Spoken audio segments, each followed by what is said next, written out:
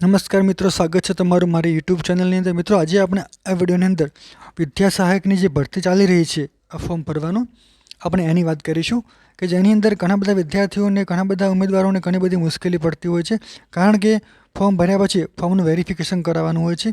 જિલ્લા મથકે અલગ અલગ વેરિફિકેશનના સેન્ટર આપેલા છે, ત્યાં આગળ જઈ અને વેરિફિકેશન કરાવવાનું હોય છે। તો મિત્રો, શું છે કે પ્રોસેસ આપણે એની વાત કરીએ તો કે સૌપ્રથમ ઉમેદવારે ફોર્મ ભરી અને જિલ્લા મથકે વેરિફિકેશન કરવાનું હોય છે। ફોર્મ ભરતી વખતે એમાં 4 ઓપ્શન આપેલા હોય છે, જેની અંદર સૌપ્રથમ ઉમેદવારે એની માહિતી નાખવાની હોય છે, ત્યારબાદ બીજા નંબરે ડોક્યુમેન્ટ અપલોડ કરવાના હોય છે। આમાં પણ ખાસ ભૂલ ના થાય એ રીતે લાઇનસર બધી માર્કશીટો અને બધા જે દાખલા હોય છે એ અપલોડ કરવાના હોય છે। ત્યારબાદ ત્રીજા નંબરે ઓપ્શન હોય છે પ્રિન્ટ કાઢવાનો અને છેલ્લે હોય છે ચેકલિસ્ટનો ઓપ્શન। મિત્રો, કમ્પ્લીટ તમારું ફોર્મ સબમિટ થઈ જાય ત્યારબાદ ફોર્મ સબમિટ થયા બાદ એની નીચે લખેલું આવે છે કે your application status is form field up, means કે તમે ફોર્મ ભરી નાખ્યું છે, પણ વેરિફિકેશન થયું કે નથી થયું એ કેવી રીતના ખબર પડે?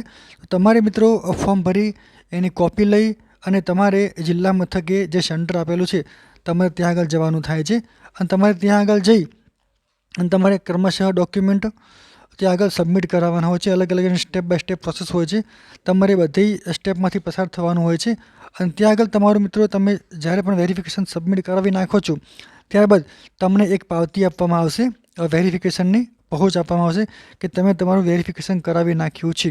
તો મિત્રો, જેવું તમે ત્યાં આગળથી પાવતી લેશો અને પછી તમે તમારા લોગિનમાં ચેક કરશો તો તમારું વેરિફિકેશન થઈ ગયું હશે તો નીચે લખેલું આવશે એવું કે ફોર્મ વેરીફાઈડ એન્ડ એપ્રુવડ।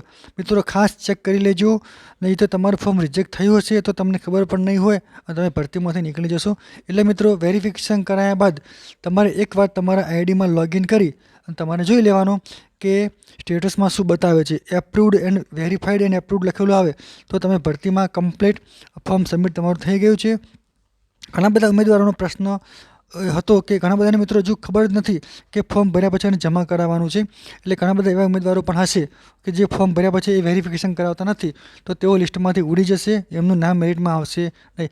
એટલે જે પણ ઉમેદવારોને હજુ સુધી ખબર નથી તો એના માટે ખાસ મિત્રો કે ફોર્મ ભર્યા બાદ તમારે કમ્પ્લીટ ડોક્યુમેન્ટનો સેટ બનાવી અને એના ઓરિજિનલ ડોક્યુમેન્ટ લઈ અને જિલ્લા મથકે જે પણ શાળામાં સેન્ટર આપેલું હોય ત્યાં આગળ તમારે ડોક્યુમેન્ટનો સેટ લઈ અને તમારે વેરિફિકેશન માટે જવાનું છે। સવારે તમને ટોકન આપવામાં આવશે, એ ટોકન લઈ અને લાઇનમાં ઊભા રહી અને તમારે કમ્પ્લીટ તમારું વેરિફિકેશન કરાવવાનું છે।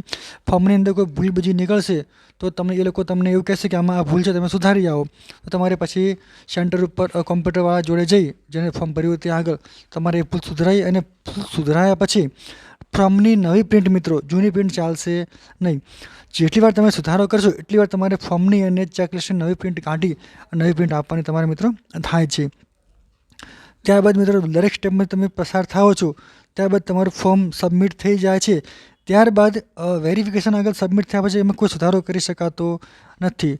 કોમ્પ્યુટરમાં સબમિટ કર્યું હોય તમે ઓનલાઈન દુકાનવાળા જોડે તો એ ફોર્મ એડિટ થશે, પણ તમે સેન્ટર ઉપર જ્યારે પણ વેરિફિકેશન કરાવશો ત્યારબાદ એમાં કોઈ સુધારા વધારા કરી શકાશે નહીં। એટલે મિત્રો, ફોર્મ ભરતી વખતે ખૂબ કાળજી રાખવાની અને ખૂબ જ ધ્યાનથી ફોર્મ ભરાવાનું અને પછી તમારે એને જમા કરાવવાનું જવાનું છે।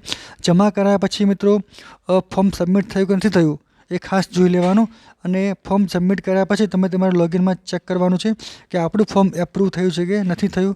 તો મિત્રો, દરેક ઉમેદવારો જે પણ વેરિફિકેશન કરાવીને આવે છે તો એકવાર તમારી આઈડીમાં જરૂર અવશ્ય તમે ચેક કરી લેજો, નીચે લખેલું આવશે કે ફોર્મ વેરીફાઈડ એન્ડ એપ્રુવડ, તો તમારું ફોર્મ વેરીફાઈડ ગણાશે। મિત્રો, આજના વિડીયોમાં આટલું જ, કે નવી માહિતી આવશે તો તમને વિડીયોના માધ્યમથી જરૂરથી જણાવવામાં આવશે। વિડીયો જોવા માટે આપનો ખૂબ ખૂબ આભાર।